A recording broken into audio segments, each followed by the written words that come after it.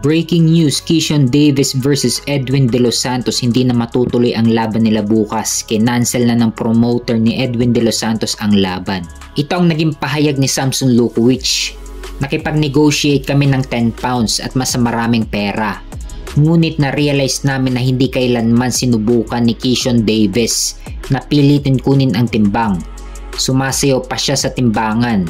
Ayokong mangyari sa aking boxer ang nangyari kina Devin Haney at Ryan Garcia. Kaya kinansela na namin ang laban. So yun yung naging pahayag ni Samson Lukowich, kaya nila kinansela ang laban. So tama lang yung ginawang desisyon ni Samson Lukowich. Baka matulad lang kay Devin Haney ang sasapitin ni Edwin De Los Santos kapag tumuloy siya sa laban nila ni Keyshawn Davis. So hindi rin nabawi ni Keyshawn Davis ang mga nagastos niya sa trainer, training camp at sparring partner. Kala siguro ni Keyshawn Davis na magagawa din niya ang ginawa ni Ryan Garcia na sinadya talaga na hindi kunin ang timbang. Pero ibang usapan na ngayon, hindi na mauulit ang ginawa ni Ryan Garcia sa timbang.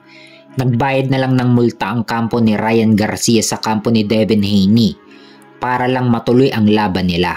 Pero ginawang no contest ang laban nila ni Devin Haney dahil nag-positive si Ryan Garcia sa performance enhancing drug test. Kaya ginawang no contest ang laban nila. Samantalang dito kay Keyshawn Davis versus Edwin De Los Santos, literal na hindi talaga tinuloy ang laban nila.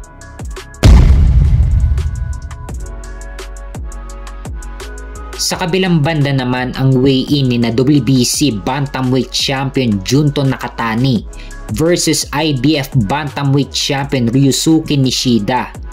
Tumimbang si Nakatani ng 117.5 pounds samantalang si Nishida naman ay tumimbang ng 117.7 pounds.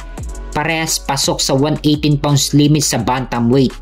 Kaya abangan natin ang laban nila bukas. Unification ng WBC at IBF, hawak ni Nakatani ang WBC at hawak naman ni Nishida ang IBF. Nakataya din ang The Ring Magazine belt, kaya abangan natin ang laban nila bukas.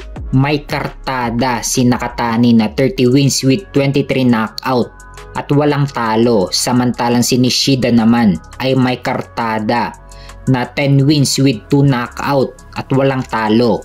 Inaasahan na ng lahat na si Nakatani na ang mananalo dito. Marami ang nagsasabi na si Junto Nakatani ang makakatalo kay Naoya Inoue.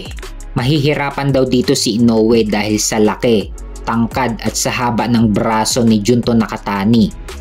Parehas may knockout power pero mas lamang si Nakatani dahil sa reach advantage.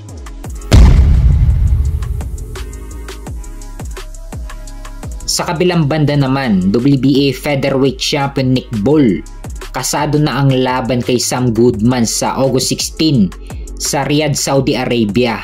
So tuluyan ng umakyat sa featherweight itong si Sam Goodman. Kung matatandaan, 2 beses umatras si Sam Goodman sa magiging laban sana nila ni Naoya Inoue dahil sa bitak sa kaliwang kilay ni Sam Goodman. Pero ngayon, biglang kumasa sa magiging laban nila ni Nick Bol sa 126. So para sa akin, daking ang ginawa ni Sam Goodman kay Naoya Inoue dahil 2 beses na siyang umatras kay Inoue at biglang aakyat ng dibisyon para na naman sa isang world title shot. Si Inoue na mismo ang nag-a-adjust sa kanila ni Goodman kasi ang plano ni Inoue after ng laban niya kay Akhmadaliev, hindi muna si Nick Bol ang lalabanan niya sa December. Pinagpipilian kung si Sam Goodman ba o si Alan David Picasso ang lalabanan niya. Kasi kung diretso agad sila kay Nick Bol na WBA champion sa featherweight sa December, tapos lalabanan pa niya si Junto Nakatani sa April 2026 sa super bantamweight, ay baka hindi daw kayanin ni Inoue na mag-akyat panaog sa super bantamweight at featherweight. Kaya pagkatapos na lang daw ng laban nila ni Junto Nakatani, doon na lang daw aakyat si Inoue sa featherweight division.